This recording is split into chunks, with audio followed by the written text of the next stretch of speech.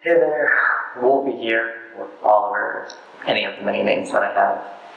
And thanks for tuning in to Gender Adventures. You're catching me at work.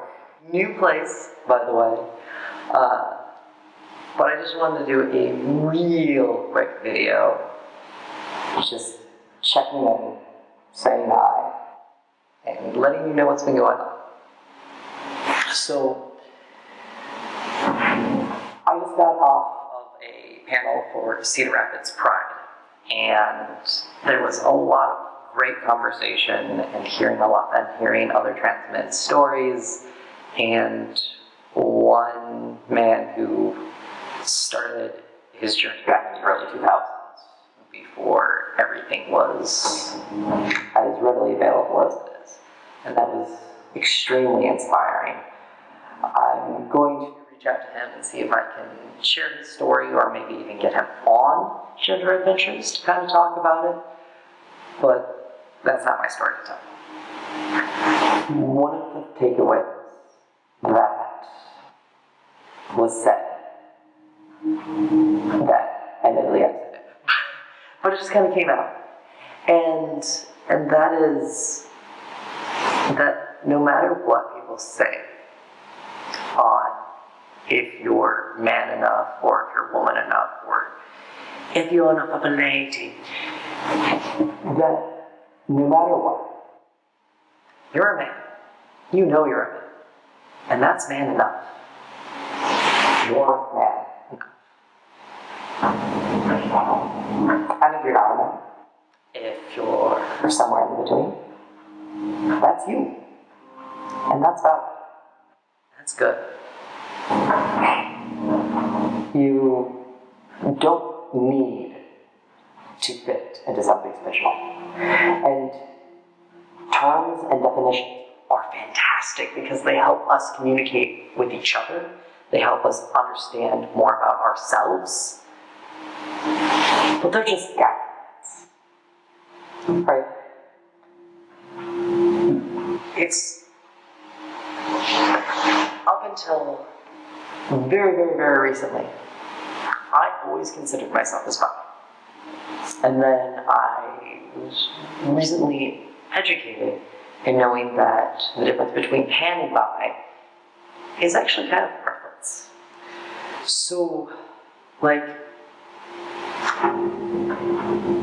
bi likes everyone, but has a preference towards male or female or non-binary preference.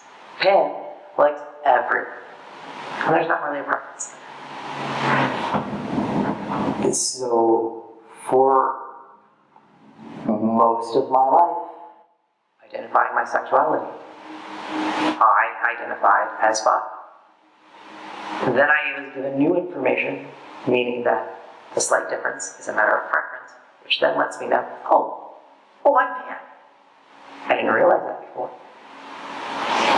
And is there still some gray area? May I fall in that gray area? Possibly. But it's okay. I'm broke. So, whether you are a lady and you feel like you have characteristics that just aren't ladylike, so what? Who says you have to be ladylike to be a lady?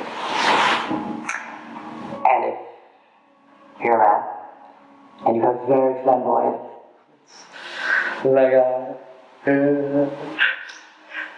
that's okay. I'm man enough. And you're man enough.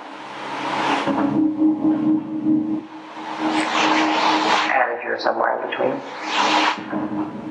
then you know you. And that's what's important. So, instead to keep this brief, my microphone's probably doing all sorts of weird stuff. And I know I need to get more on here. So, for more gender adventures, soon to come. Thank you for tuning in. If this video has helped you in any way, please give a thumbs up.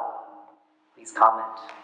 Please share these videos with other people because you don't know who needs to see it Just put them out there. And subscribe if you haven't, of course, because anything that increases these visibility, I could care less about it becoming a YouTube phenomenon.